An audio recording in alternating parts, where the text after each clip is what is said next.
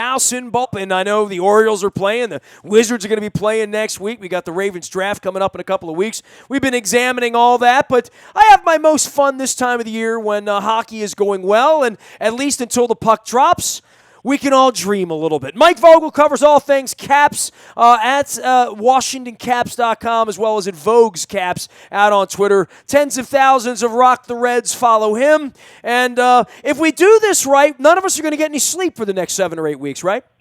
Well, that's generally how it works. It's the most wonderful time of the year, as we like to say. The season that matters the most, and the one that can end at the drop of a dime. So this is where you really can't afford a losing streak of any length at all. 3 will usually do you in. 2 will usually cause a lot of problems. So this team is, over the last couple of seasons, has pretty much been able to avoid long losing streaks. They went all the way through last season without going back-to-back games without pulling a point. So hopefully they'll be able to call on that and sort of win their way through this whole thing. And it's been 18 years since they made it all the way to the 19 years. 19. There you go. They made it all the way to the Cup final, and that's their aim this time around. Dude, they're all running together for me, and I almost don't even consider that real because the jerseys were so stupid and they just moved downtown that, I remember going to those games. I remember 10,000 Red Wings fans in the rink during those games. Yeah. And, things have changed so much and expectations have changed so much. And, I guess for Trotz to say that the fan base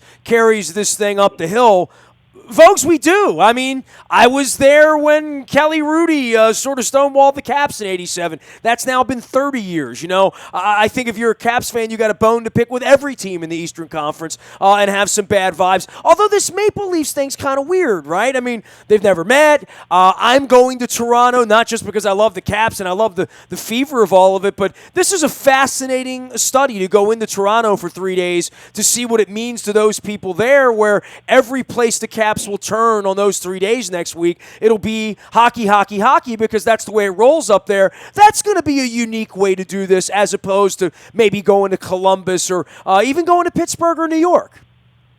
Yeah, it's always different when you're facing a Canadian team, and like you say, it's the first time they've ever done battle with the Leafs in the playoffs.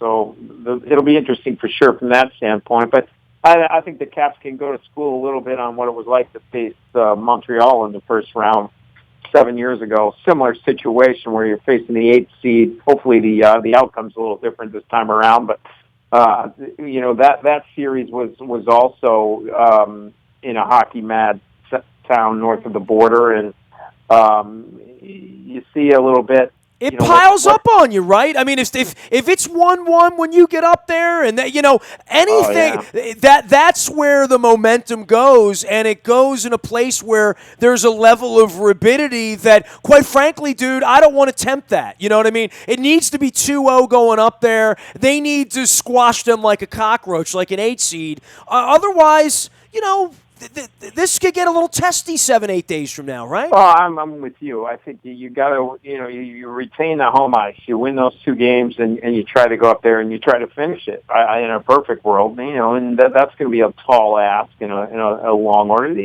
That's a team that's really come a long way this season in every aspect of their game, and they're coached by a guy who's probably going to wind up in the Hall of Fame at some point. A guy who's won cups and been to Cup finals with a couple of different teams.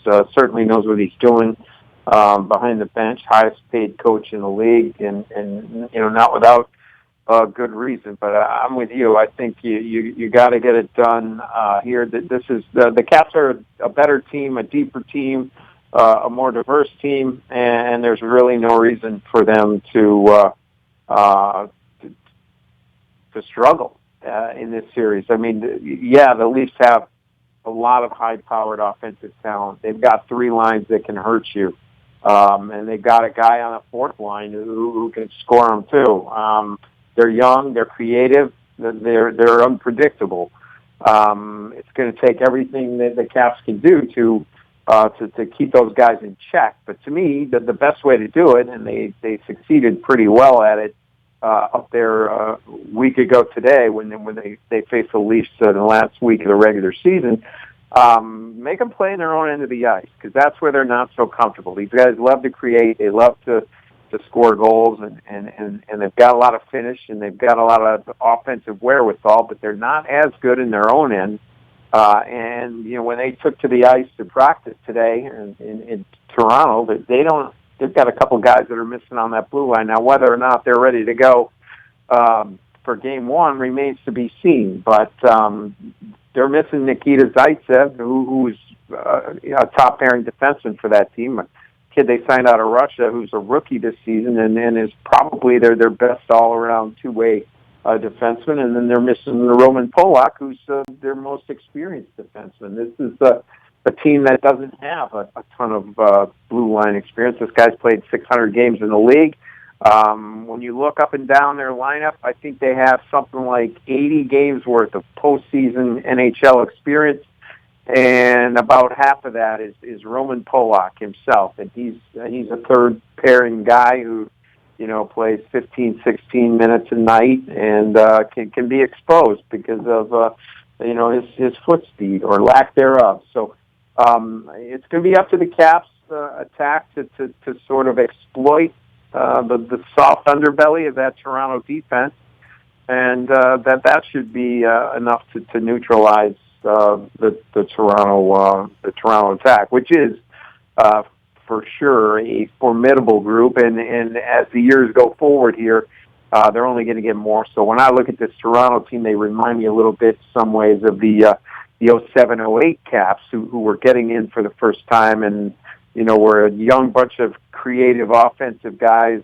Green, Semin, Ovechkin, Backstrom. But that team, that 07-08 Caps team, they weren't facing a team of the caliber that the Leafs will be facing. They were facing the 07-08 Flyers, who remind nobody of this year's Caps. Well, and this year's Caps are kind of special and different, even aside from last year, even aside from the other President's Trophy winners you talked about. And this is a limited time offer, right? I mean, and these guys like each other. They've been around each other. McClellan's done a great job of integrating some guys. Trotz has done a great job of making everyone feel comfortable. You're around these guys all the time, from the rink down at Kettler to everywhere that they go. They must feel that part of this, right? I mean, this thing really is going to get broken up. That's just not that's not lip service here. That's the salary cap talking. Yeah, there's you can't make the math work. You're going to have too many guys with their hands out. The cap's not going to go up enough to accommodate all of them. Too many guys having good years. It's just not possible. Some of them will be gone. Some of them will be here. That's sports. That's modern day sports in most of the four major sports. Every team is different every year by a player or two in best case scenarios, and by a hell of a lot more than that when things don't go according to Hoyle. So we all know that this group is going to be vastly different next year, and I think they accept that. But they'd like to do something special before they all scatter into the wind and go their separate ways. And like you say, they do really enjoy one another's company. They were pretty broken up when it ended before they expected it to last spring, mid-May, at the hands of the Pittsburgh Penguins. But like you say, Brian McClellan's done a great job here. It was 3 years ago right now that they were looking at the ashes of a failed season. Adam Oates and George McPhee both let go. They turned it around real quick. They brought in Barry Trotz. They brought in Brian McClellan. McClellan quickly signed a couple of free agent defensemen, Brooks Orpik, Matt Niskanen. Those guys have been absolutely critical to where this team has gone in the last three seasons. Without either one, but especially both of them, none of this happens. Then 2 years ago, the trade for T.J. Oshie and the signing of Justin Williams, also critical to filling out the top six on this team, which has been extremely consistent. Barry Trotz has kept those top six forwards together, more so than any coach I've seen over the 22 years I've been doing this. They've had success, so he's left them be. He's, tweaked a little bit here and there, but for the most part, those 6 guys have been the top 6 for this team for the last 2 years. There hasn't been a lot of fluctuation in the lines. And this year, with the addition of Lars Eller and Brett Conley, Barry's been able to extend that continuity down throughout all 4 lines to the point where he's got these 12 forwards that he put together around the end of December when they finally stopped experimenting with a couple of the kids. They had Jacob Brana up for a while. They had Zach Stanford up for a while, and those guys were floating in and out of the lineup. So you had Connolly and you had Daniel Winnick, healthy scratches from night to night. But finally, late December, Barry put together the 12 forwards that we see most nights at Verizon Center and wherever the Caps are playing. And over the last half of the season, he was able to have those 12 guys, the 12 guys that he likes the most. Those 12 guys took the ice 30 times. 30 times those 12 forwards took the ice for the Caps. They won 26 of those 30 games. They went 26-2-2. So when all 12 of those guys are in the lineup and when they're playing with the guys they're used to playing with, this team is really, really hard to beat. And that's what the Leafs are going to be up against. Well, and the third and fourth lines and the way Ovechkin and the top lines are rested, even having an incredible backup goalie, that they didn't really lose a beat so much with Grubauer from Holtby. This has been a dreamy sort of sequence, but it becomes a nightmare, as you pointed out, very quickly when things go wrong. We're all trying to figure out what could go wrong. I would say this. They've been so healthy that I almost don't want to talk about it, bro. Well, they have been healthy. They've, I think, 49 man games lost, if I'm not mistaken. I believe it's the second fewest man games lost by any team in the last decade or so. The Rangers had a year where they were down on the 20s. Say that again. Second in the last decade. That's a lot of teams, man. That's 300 teams, right? Literally. Yeah, it's 30 teams a year. And hold on, I'll get the exact. 49 man games lost is the second lowest figure of the past 9 years. There you go. All right. Yeah, the Rangers had 30 in 2008, 2009. I like that math, by the way. That's good. And not only that, so you go back to 12-13, that was only a 48-game season. And even that year, even in a 48-game season, all 30 teams had more than the Caps' 49-man games lost in 82 games this year. So Greg Smith and Benny Reese and their training staff, they do a great job of keeping guys healthy, keeping guys, well-fed, well-rested, well-fueled, and they get them back on the ice pretty quick. And you know what? I feel like they err actually on the side of caution a lot of times. And I think I know TJ Oshie would absolutely tell you that he could have played a couple more games, that he wanted to come back a little earlier than Smitty and the boys would let him. A few times this year. So I kudos to them for a job well done. It's a hard thing to do. It's a very physical sport. They have had that. But you know what? They do have the ability to withstand some of those injuries, too. They've got a handful of guys down in Hershey that I know they really trust. God forbid anything happens to Braden Holtby. They absolutely believe in Philip Grubauer. And I think it helps that 2 years ago at this time, coming into the second game of the first round, Braden Holtby took ill quite suddenly and was unable to play Game 2. And this after they had already lost Game 1 at home to the New York Islanders. So you're looking at really Philip Grubauer stepping in and making his first playoff start on short notice in an absolute must-win situation. You don't want to fall down 2-0 and lose those first 2 home games. So he came in and was able to beat the Islanders. Holtby recovered, and they obviously finished off the series and won it in 7 games. But I think that that's the sum total of Philip Grubauer's Stanley Cup playoff experience right now, is that one game at one start. But I think it's absolutely critical that he had it. So if anything does happen to Holtby, it's not like he's going in cold. He played quite a bit this year. He played more this year than he has in any of his previous seasons in the league, and he does have that little bit of postseason experience to call back on too. And we've seen what Nate Schmidt was able to do in the last 4 games with John Carlson out with a lower body injury. Nate Schmidt, pretty much every time he went out on the ice, he looked like he'd been shot out of a cannon. So I don't think that they miss a beat really when guys are out of the lineup. They've got Tom Gilbert parked down in Hershey, a guy who's played more than 600 games in the league and has some Stanley Cup playoff experience. They've got Taylor Chorney here.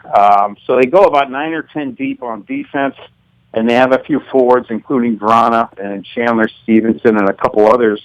Zach Sill down in Hershey that, if anything, were to go awry injury-wise, they feel confident bringing them up and plugging them in for a short term.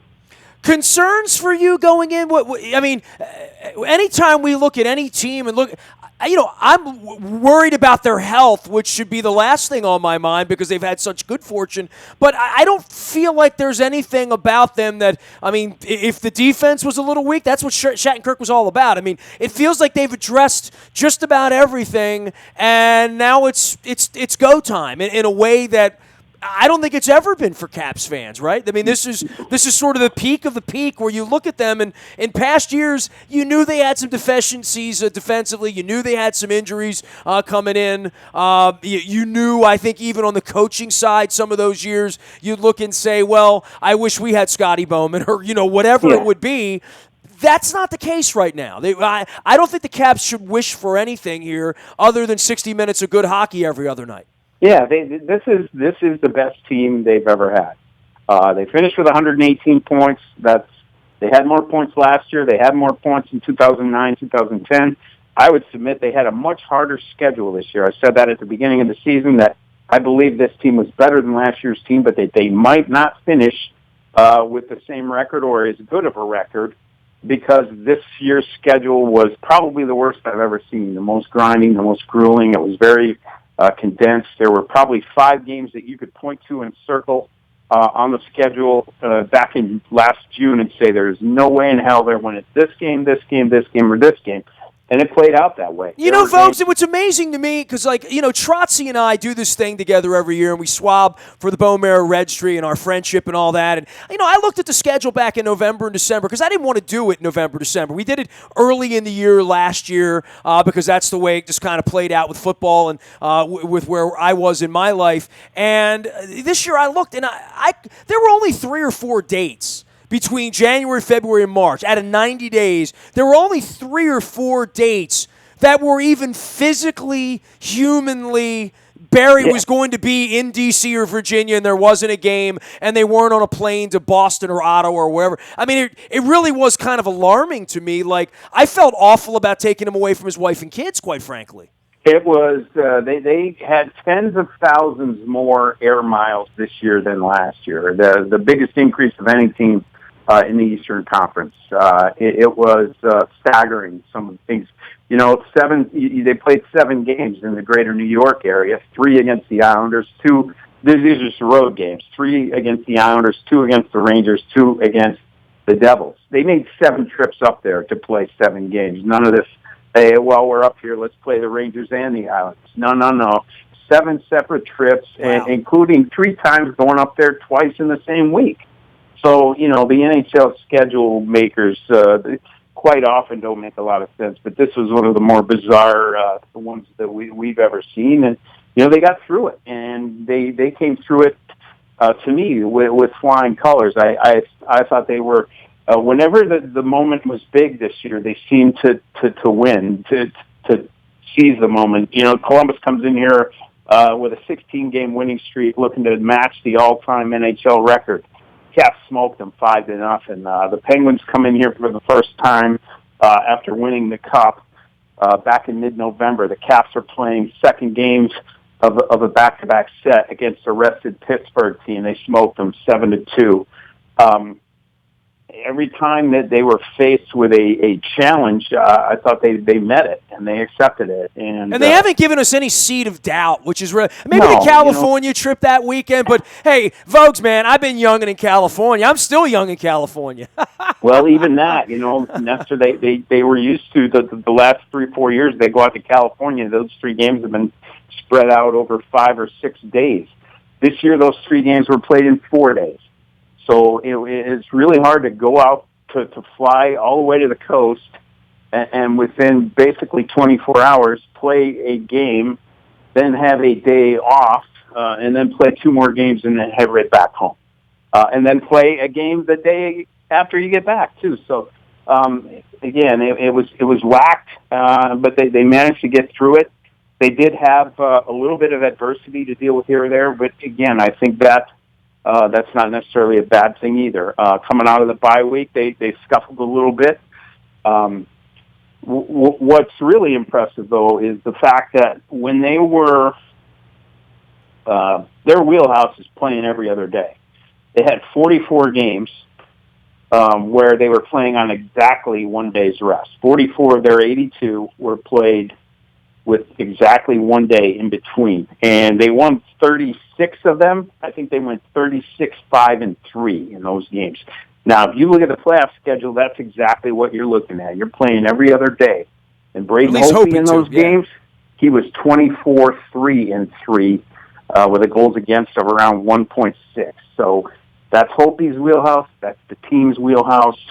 And that's what you're looking at here the rest of the way. So it sets up real nice for them. Like they go in as the team with that's given up the fewest goals. They go in as the team that's scored 3rd most. They've got a top 10 penalty kill, a top 5 power play. They don't give up a lot of shots. Possession-wise, they're a top 5 team. There's no holes that you can pick at. There's no scabs that you can pick at. They're set to go. They're pretty healthy. The rest is up to them. They got to win 16 games. You look a lot better with a playoff beard than I look, quite frankly. I was thinking about it, but I mean, I really believe that they're going to play a long time. I don't know what that means, but I know on Preakness weekend the pictures wouldn't look so good, folks. For me, I've done that before. So, but I'm looking at Ovechkin's going to look like an old garden gnome if this thing. I mean, the whole team. It's going to be an ugly looking group of guys if they're hoisting the cup on June 12th, right? Yeah, I mean, I think that's what we're looking for too. That would be ideal for everyone. So I mean, I think there's a few guys that are going to be a little sparse. There's still a couple guys that are a little on the young side, but I think they'll go along in good humor and.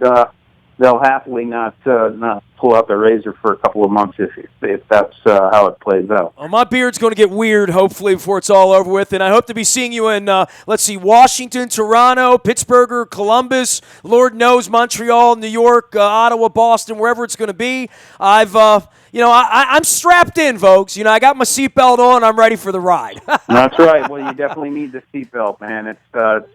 It definitely gets bumpy at times, but it's a lot of fun. It's up to 2 months in an amusement park. The only downside is like I said, when it ends, it's usually pretty abrupt, and you're left sort of saying, how the hell did that happen? So they've had a lot of that over the last 10, 15 years, and hopefully they can stretch it out and go on a bit of a run here. Grab your ticket in your suitcase. He is Mike Vogel, Vogue's Caps at the WashingtonCaps.com website, and tens of thousands of Caps fans follow him, and I'll be following him and the team up to Toronto next week as well, and of course, Ed Frankovic will be covering everything for us here at WNST.net. Folks, we'll see you around, man. Hopefully this is, I'll be bugging you every week or two, and this thing will go on and on and on and on, and by the way, I love the photoshopping of the Stanley Cup as the Washington Capitol building, the U.S. Capitol building. I love that image. It's kind of fun.